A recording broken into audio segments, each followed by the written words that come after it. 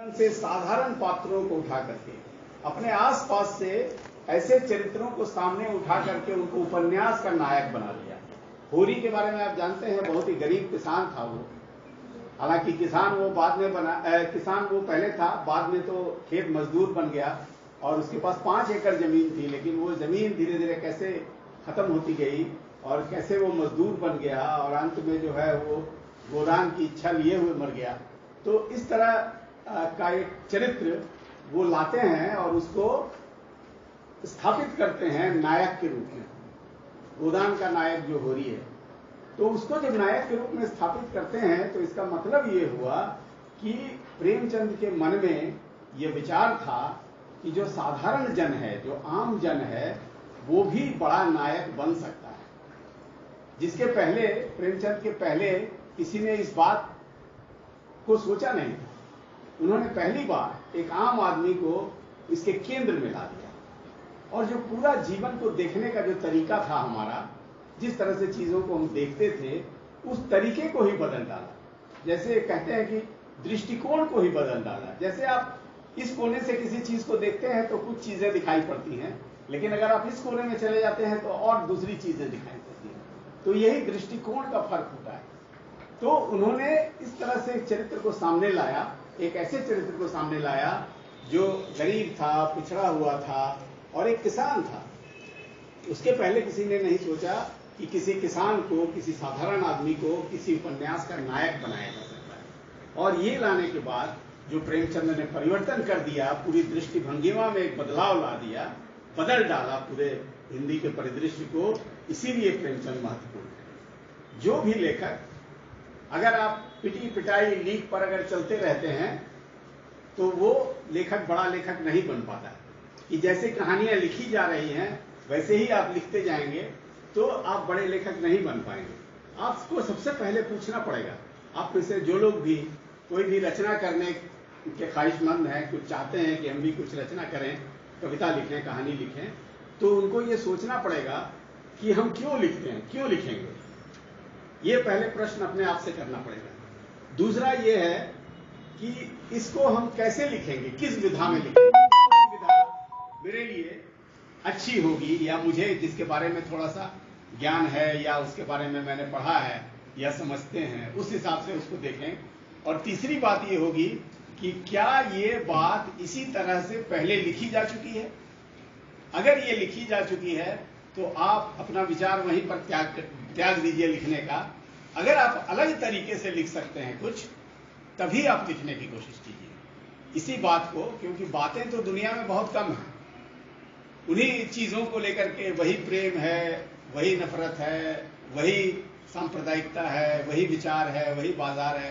तो ऐसी चीजों पर ही कहानियां होती हैं, उपन्यास होते हैं।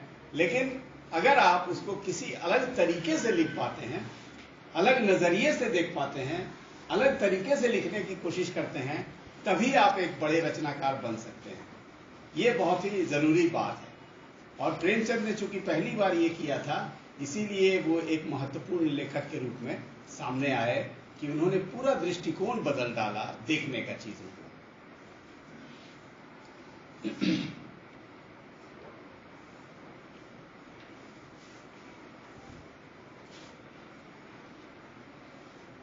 प्रेमचंद ने भी ऐसा नहीं है कि शुरू से ही वो दिमाग में सोच लिया, क्योंकि गोदान उनका एक तरह से अंतिम उपन्यास है। 1936 में ये उपन्यास उन्होंने लिखा। तो गोदान तक पहुंचने के बीच में बहुत सारे पड़ाव उनके थे। और ऐसा नहीं है कि शुरू से ही वो एक महान लेखक के रूप में सामने आ गए। उन्होंने धीरे धीरे एक तरह से, जिसको बढ़ना कहते हैं, आगे जाना कहते हैं, उस तरह से उन्होंने एक मंजिलें तय की थी। उनकी पहली शुरुआती कहानी है दुनिया का सबसे अनमोल रतन। उसमें वो दिखाते हैं कि एक बहुत ही भावुक किस्म का युवक है जो लड़ तो रहा है, लेकिन उसे पता नहीं है कि किसके लिए लड़ रहा है, क्यों लड़ रहा है। और इसीलिए दुनिया का सबसे अनमोल रतन उनकी कमजोर कहानियों में से मानी जाती है। कि उसके बारे, उस समय तक प्रेमचंद की दृष्टि भंगिमा बहुत साफ नहीं हुई थी कि क्या, क्यों हम लिखना चाहते हैं। तो इसीलिए कोई भी लेखक के लिए सबसे बड़ी शर्त है कि वो धीरे धीरे बढ़ता है आगे, धीरे धीरे मंजिलें तय करता है। और प्रेमचंद ने भी मंजिलें तय की धीरे धीरे। आप देखिए कि किस तरह से, और ये सिर्फ रचना के स्तर पर नहीं है, सिर्फ लिखने के लिए नहीं है, वो विचार के स्तर पर भी परिवर्तित होते हैं।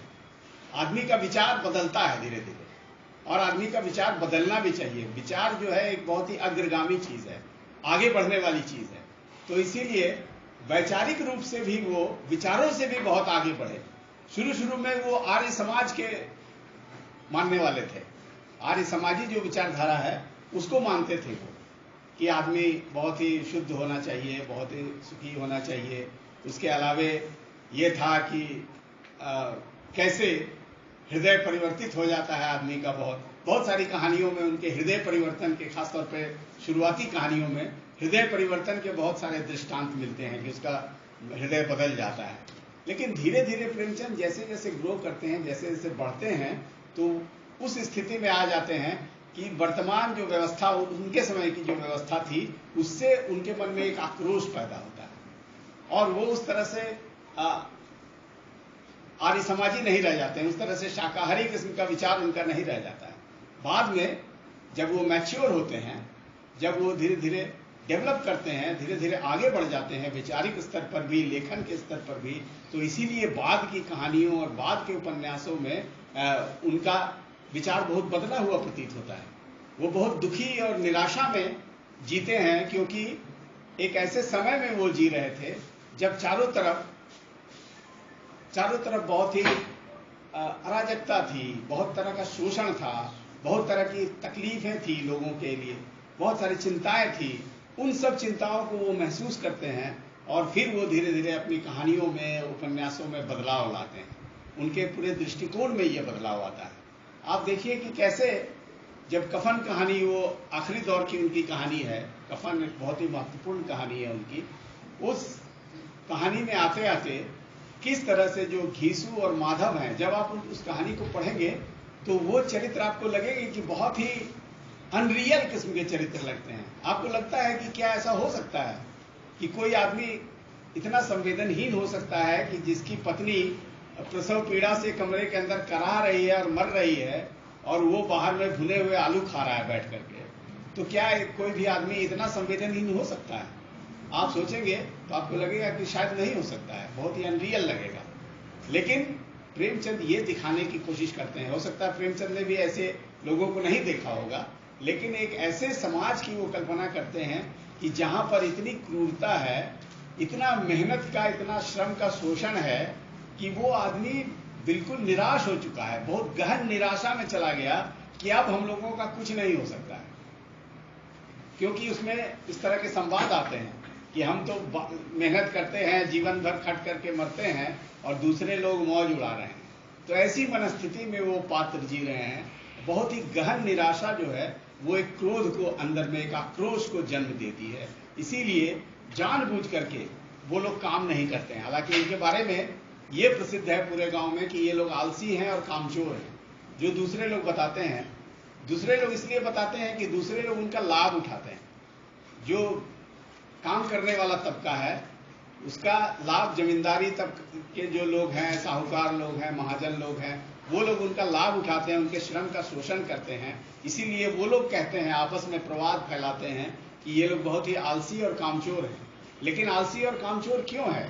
वो उनका एक तरह से विरोध का तरीका है कि हम न काम करेंगे और न इन लोगों की तरक्की होगी। इसीलिए वो लोग कामचोरी करते हैं और आलसीपन अपना दिखाते हैं।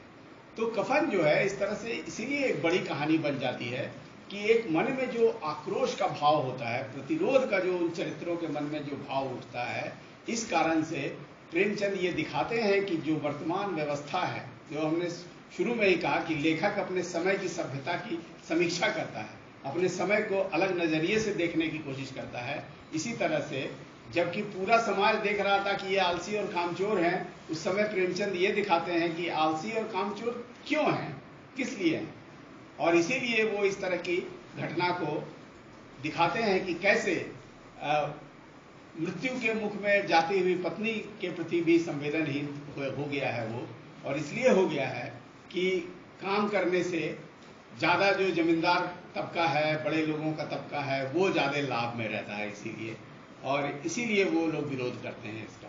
तो इस तरह से कफन एक बड़ी कहानी बनती है, क्योंकि वो समय की समीक्षा करती है, उस पूरे काल को ऐसे दिखाती है, एक नए नजरिए से दिखाती है।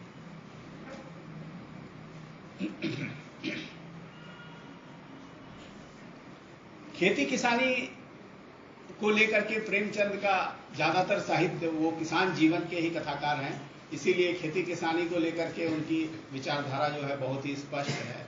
और इसको और भी ज्यादा स्पष्ट आप तब पाएंगे जबकि कहानी उपन्यासों के अलावे जो उनके अग्रलेख हैं, जो हंस पत्रिका जो उनकी थी, उस पत्रिका में संपादकीय जो उन्होंने शुरू में लिखे, कुछ लेख लिखे, जो महाजनी सभ्यता उनका एक बहुत ही मशहूर लेख है। उसके बाद हठभागे किसान नाम से उनका एक बहुत ही मशहूर लेख है। वो सब लेख के साथ मिला करके आप पढ़ेंगे तो आप देखेंगे कि प्रेमचंद कितने अपने समय से आगे का सोच रहे थे कि किसानों के जीवन में जो ये पूरा दुख है क्यों है, क्योंकि इसके पीछे एक लंबा इतिहास रहा था कि किस तरह से परमानेंट सेटलमेंट जब हुआ था। आप इस पुराना इतिहास आप पढ़ेंगे तो अंग्रेजों के में परमानेंट सेटलमेंट खेत का किया गया था, जिससे कि जमीन पर धीरे धीरे किसानों का मालिकाना हक जो है वो खत्म होता गया। और ये जो जमींदार वर्ग एक पैदा हुआ जो अंग्रेजों के लिए काम करता था, अंग्रेजों को पहुंचाता था लगान, और वो लोग एक बिचौलिए के रूप में काम कर रहे थे, और किसानों का पूरा मालिकाना हक खत्म करके वो जमींदारों के हाथ में सारा जमीन का मालिकाना चला गया था। और वही किसान जो उन जमीनों के कभी मालिक हुआ करते थे, वो जा करके उनको लगान पहुंचाते थे उन्हीं जमींदारों को, और जमींदार जो है बिना काम किए हुए खाता था। वो सिर्फ मेहनत सारे किसान करते थे, और पहले समय में जमीनें भी उनकी थी, उन्हीं के जमीन पर उन्हीं से काम करवा के जमींदार लोग किसान वसूलते थे, लगान वसूलते थे। तो इस तरह की मनस्थिति में प्रेमचंद लिख रहे थे, इस तरह के समय में प्रेमचंद लिख रहे थे, इसीलिए उनके सामने किसान जीवन की सारी पीड़ाएं, सारी तकलीफें बिल्कुल स्पष्ट थी। किसान जीवन को दिखाने के साथ साथ किसानों के लिए जो भी आंदोलन चले, उस समय से बहुत लंबे समय से किसान संघर्ष में लगे हुए हैं, आंदोलन में लगे हुए हैं। किसी न किसी के मन में तो आक्रोश जरूर होगा, हालांकि ज्यादातर किसान जो है वो हिंदुस्तान के बहुत ही धर्म भीरू किस्म के और एक तरह से डरपोक किस्म के किसान थे, जो बहुत खुले रूप से आंदोलन नहीं करते थे। लेकिन कहीं न कहीं वो चिंगारी जो है दबी हुई थी, और वो चिंगारी धीरे धीरे धीरे कई आंदोलनों में प्रकट हुई। बाद में आज़ादी के आंदोलन के समय भी सहजानंद सरस्वती का बहुत बड़ा आंदोलन चला किसानों को लेकर के, बाबा रामचंद्र का बहुत बड़ा आंदोलन चला। इन सब जगहों पे, इन सब आंदोलनों से किसान जुड़े हुए थे, और प्रेमचंद ने अपने उपन्यास में, कई उपन्यासों में इसका बिल्कुल खुल करके जिक्र किया है। आप देखिए उनका बहुत ही बढ़िया उपन्यास जो है वो रंगभूमि है। रंगभूमि में सूरदास एक चरित्र है जो दलित तबके का है, लेकिन वो जो है संघर्ष करता है, इसलिए वो अंग्रेज से भी लड़ता है, पूंजीपतियों से भी लड़ता है, सिर्फ इसलिए क्योंकि वो उसके पास कुछ है नहीं, खोने के लिए कुछ नहीं है उसके पास। तो एक जो जमीन है उसकी, जिस पर पूरे गांव की गायें और बैल चरते हैं, उसको बचाने के लिए वो इन तमाम बड़ी बड़ी शक्तियों से लड़ जाता है। और इस लड़ाई में ताकत उसको कौन देता है? उसको कोई ताकत नहीं देता, उसका सिर्फ आत्मबल जो है, अपनी जो ताकत है वही उसको शक्ति देता है।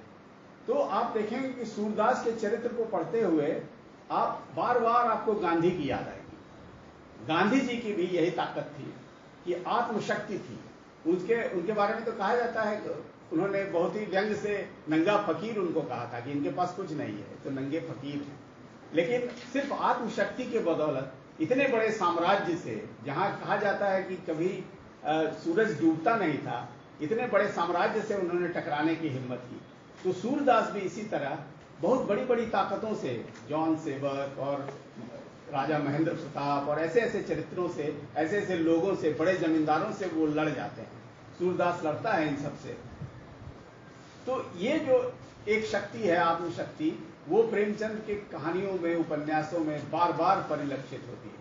यही आत्मशक्ति आगे बढ़ करके आक्रामक रूप भी धारण कर लेती है। जब आप गोदान उपन्यास में पढ़ेंगे और खास तौर पे जो स्त्री चरित्र हैं उनके, उन स्त्री चरित्रों में ये शक्ति बहुत ही मुखर रूप में सामने आती है। खास तौर पे जो होरी की पत्नी है, जो धनिया, उसके जब आप उनके संवाद देखेंगे उपन्यास में, तो आप देखेंगे कि किस तरह से वो एक क्रांतिकारी चरित्र के रूप में उभरती है और सारा आक्रोश उनके मन में इतना जमा है कि होरी के जैसा, जिसके बारे में प्रेमचंद भी कहते हैं कि बहुत ही गौर सा आदमी है, सीधा साधा आदमी है, वो उसकी पत्नी इतनी आक्रामक है कि आगे जाकर के जब गौदान की बात होती है तो वो मुकर जाती है, कहती है कि इतना बस यही 6 आना है, इसी में जो करना है करो, गौदान वगैरह का मेरे पास कोई वो नहीं है, पैसा नहीं है और न मेरी इच्छा है। तो इस तरह के क्रांतिकारी विचार उस समय धनिया जो है वो देती है।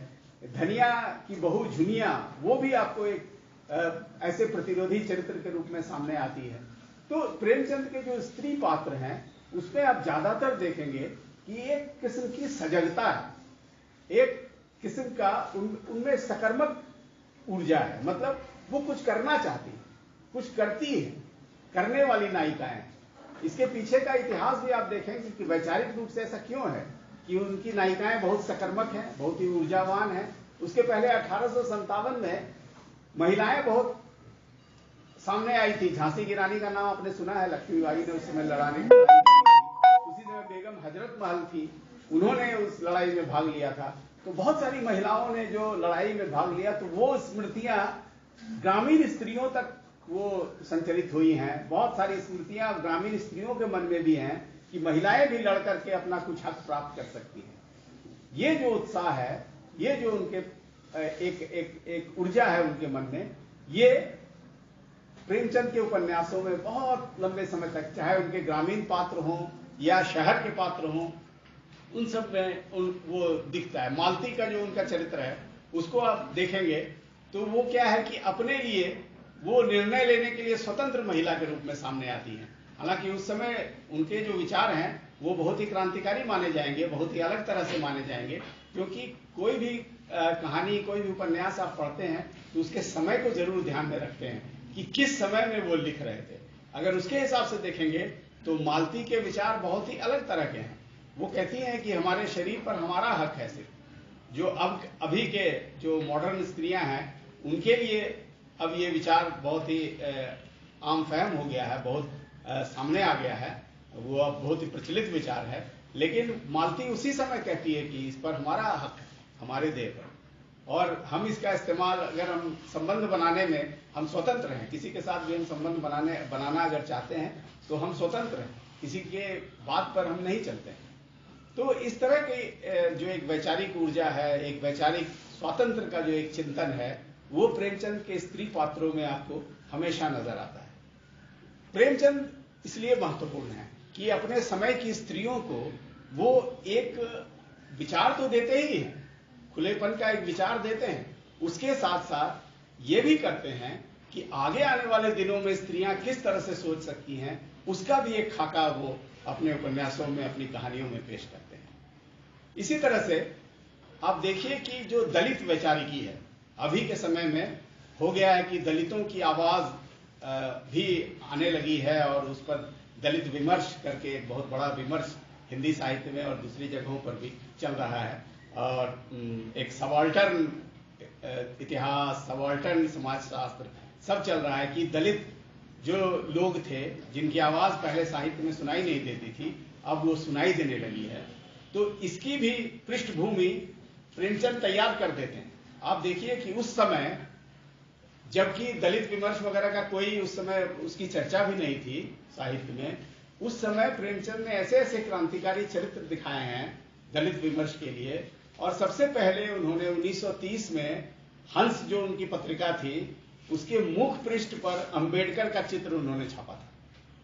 उस समय ये एक बहुत बड़ी बात थी, क्योंकि अंबेडकर उस समय बहुत महत्वपूर्ण आदमी नहीं थे। उस समय का सबसे बड़ा और महत्वपूर्ण आदमी गांधी थे, और वो गांधी का समय था, गांधी का काल था। लेकिन उस समय उन्होंने अपने मुख पृष्ठ पर अंबेडकर का चित्र छाप करके ये स्पष्ट कर दिया कि आगे आने वाले दिनों में आगे आने वाले जो दिन होंगे, जो समय होगा, वो दलितों का होगा। और इसके लिए प्रेमचंद महत्वपूर्ण लेखक हो जाते हैं, क्योंकि हर लेखक को अपने समय से आगे भी देखना पड़ता है। आगे का समय कैसा होगा, इसके बारे में भी जो उनकी संकल्पना है, वो अगर कहानियों में, उपन्यासों में झलकती है, वही लेखक बड़ा लेखक बन पाता है। तो प्रेमचंद बहुत ही स्पष्ट थे। उस समय अंबेडकर का नया नया आंदोलन महाराष्ट्र में शुरू हुआ था, जो पानी पीने के लिए आंदोलन शुरू हुआ था, महाड़ आंदोलन जिसको कहते हैं। उस समय का ये आंदोलन इतना परवान नहीं चढ़ा था, लेकिन प्रेमचंद ने देख लिया कि आगे समय के नायक अंबेडकर होंगे। इसीलिए उन्होंने मुख्य पृष्ठ पर उनकी तस्वीर छापी थी और कई लेख अंबेडकरवादी विचार के बारे में उन्होंने लिखा था। आप देखिए कि कैसे वो उस उपन्यास में कैसे दिखाते हैं कि जो ब्राह्मण चरित्र हैं माता दीन, उनके मुंह में जो है हड्डी ठूस देती हैं। कुछ वहां की जो महिलाएं जो दलित वर्ग से आती हैं, वो उनके मुंह में हड्डी ठूस देती हैं। कुछ दलित चरित्र मिलकर के उनका जनेऊ तोड़ देते हैं। तो इस तरह से उस समय ये ब्राह्मणवादी वाद के खिलाफ एक बहुत बड़ा कदम था, बहुत ही क्रांतिकारी चीज प्रेमचंद कर रहे थे। उस समय ये सोचना भी मुमकिन नहीं था कि ऐसा कोई इस पर बहुत उनकी बहुत आलोचना भी हुई कि कैसा ऐसे दिखा सकते हैं ये। लेकिन प्रेमचंद ने चूंकि ये दृश्य दिखाया अपने उपन्यास में, इसका मतलब ये समझ रहे थे कि किस तरह से जो दलित वैचारिकी है, दलित सोच है, वो धीरे धीरे कैसे आक्रामकता की ओर बढ़ेगी। और यही आक्रामकता जो है वो दलितों को भी राजनीति में, समाज में, साहित्य में, सब में अपना स्पेस देगी, सब में अपना जगह बनाने का मौका देगी। तो प्रेमचंद इस बात को बहुत पहले से महसूस कर रहे थे। इसीलिए उन्होंने इस तरह की कहानियां लिखी जिसमें दलित चरित्र बहुत ही प्रोमिनेंट रूप से कहें, बहुत ही महत्वपूर्ण तरीके से उसमें उपस्थित रहे वो लोग। और जो आप कफन कहानी में भी जो घिसू माधव का देखते हैं, वो भी चूंकि दलित थे, जाति से, इसीलिए वो एक बहुत ही बड़े चरित्र के रूप में सामने आ जाते हैं। उनकी दो और कहानियों को आप खोज करके पढ़ें, सदगति और ठाकुर का कुआं। ये कहानियां जो है दलित वैचारिकी को बहुत बड़ा आधार देती हैं। और उसी समय प्रेमचंद ने समझ लिया था कि इस तरह की चीजें जो है, इस तरह की जो रचनाएं होंगी, वो आगे आने वाले भविष्य की तरफ देखने वाली रचनाएं होंगी, आगे आने वाले समय को ये परिभाषित करेंगे। इसीलिए प्रेमचंद महत्वपूर्ण है। तो कई ऐसे कारण हैं जिसकी वजह से प्रेमचंद की जयंती हम मनाते हैं और लंबे समय तक हम लोग मनाते रहेंगे। जो कई चीज़ें हमने आपसे जिक्र किया कि जो स्त्रियों के प्रति जो प्रेमचंद की दृष्टि है, वो बहुत ही प्रगतिशील दृष्टि है। वो कहते हैं कि स्त्रियां जो है अपने देह को लेकर के स्वतंत्र हैं। वो अपने देह के लिए निर्णय लेने के लिए वो खुद तैयार हैं। अब जो गबन कहानी की चरित्र जालपा हैं, उनको आप देखिए कि किस तरह से जो पति के उसका पति भाग जाता है, पलायन कर जाता है, तो उसके बाद जो उसकी स्थिति है वो बहुत ही खराब है। लेकिन बाद में वो निर्णय लेती है कि नहीं, मुझे जीना है जीवन, और ऐसा नहीं है कि पति के चले जाने के बाद मेरा जीवन खत्म हो गया। तो वो अंदर की जो बाधा थी उसकी, वो समाप्त हो जाती है। तो इस तरह के जो चरित्र, स्त्रियों को स्वतंत्र निर्णय लेने का जो चरित्र है, उनको जो एक मुक्ति का आस्वाद देने वाले जो चरित्र हैं, जो घटनाएं हैं, वो प्रेमचंद अपने उपन्यासों में, कहानियों में बहुत ही प्रभावशाली ढंग से सामने लाते हैं। इसीलिए प्रेमचंद एक महत्वपूर्ण लेखक हैं। आप देखिए कि यही स्त्री चरित्र जो स्वतंत्र निर्णय लेते हैं, बाद में गोदान तक आते आते वो एक सहजीवन का संबंध हो जाता है। धनिया और होरी का जो संबंध है, उसको आप देखेंगे कैसे दोनों एक दूसरे के निर्णयों की इज्जत करते हैं, उसकी बात मानते हैं। एक सहजीवन का चरित्र है। ऐसा नहीं है कि धनिया जो बोल देगी उस पर होरी चलेगा ही, ऐसा भी नहीं है कि जो होरी बोल देगा क्योंकि घर का वो कमाने वाला मालिक है तो इसीलिए धनिया उसकी बात मान जाएगी। लेकिन दोनों आपस में एक दूसरे के निर्णयों का आदर करते हैं और यही सहजीवन है। इसी की कल्पना प्रेमचंद ने की थी अपने जीवन में। तो इसीलिए हमने आपसे कहा कि प्रेमचंद इसीलिए महत्वपूर्ण लेखक हैं कि अपने समय और समाज को वो ठीक से देखते हैं, और वही लेखक प्रासंगिक बना हुआ रहता है जो अपने समय और समाज को ठीक से देखे, सही दृष्टिकोण से देखे, आगे आने वाले स्वप्न को सामने रखे कि कैसा आप समाज बनाना चाहते हैं, एक बेहतर समाज बनाना चाहते हैं, एक सुंदर समाज बनाना चाहते हैं जो न्याय पर आधारित हो, समानता पर आधारित हो। हर और प्रेमचंद का एक बहुत बड़ा स्वप्न था, और हम लोग इसीलिए उसी स्वप्न को आगे बढ़ाने के लिए सारे रचनाकार लगे रहते हैं कि कैसे एक सुंदर समाज बन सके, एक बेहतर कल के लिए हम कोशिश करते रहें। और हम इसी तरह प्रेमचंद जयंती का आयोजन भी करते रहें ताकि प्रेमचंद हमें बार बार याद दिलाएं कि जो हमने होमवर्क आप लोगों को दिया था वो होमवर्क आप लोगों ने किया या नहीं। तो प्रेमचंद जो है यही याद दिलाते हैं हमें कि एक सुंदर समाज बनाने का जो एक उन्होंने सपना देखा था, उसी स्वप्न पर हम चलें, उसी स्वप्न पर आगे बढ़ें। और जहाँ भी हम चाहे रचना करते हों या न करते हों, लेकिन समाज में जो हमारा योगदान है, जिस समाज से हम लेते हैं, जैसा कि साहिर लुधियानवी का नाम आपने सुना है। साहिर लुधियानवी का एक बड़ा ही मशहूर शेर हुआ था। वो कहते हैं कि दुनिया ने तजर्बा तो हवादिस की शक्ल में जो कुछ दिया है उसको ही लौटा रहा हूँ मैं। दुनिया ने जो तजर्बात दिए हैं, जो अनुभव दिए हैं और जो हादसे दिए हैं, जो पीड़ाएं दी है, उसी को मैं अपनी रचनाओं में वापस लौटा रहा हूँ, पढ़ने वालों को वापस उनको दे रहा हूँ। तो इसी तरह से जो पीड़ा आप महसूस करते हैं, उसी पीड़ा का चित्रण अगर आप अपनी रचनाओं में कर पाते हैं, रचनाओं में कोशिश करते हैं, और अगर आप लेखन नहीं भी करते हैं तो समाज के प्रति जो योगदान होना चाहिए आपका, आप किसी भी फील्ड में हो, ये बहुत ही महत्वपूर्ण चीज़ है। इसको हमेशा याद रखें कि एक सुंदर समाज बनाना ही हमारी कल्पना है, और उस पर हम आगे बढ़ें और लंबे समय तक प्रेमचंद जयंती मनाते रहें इसी तरह, और प्रेमचंद को हमेशा याद करते रहें। धन्यवाद।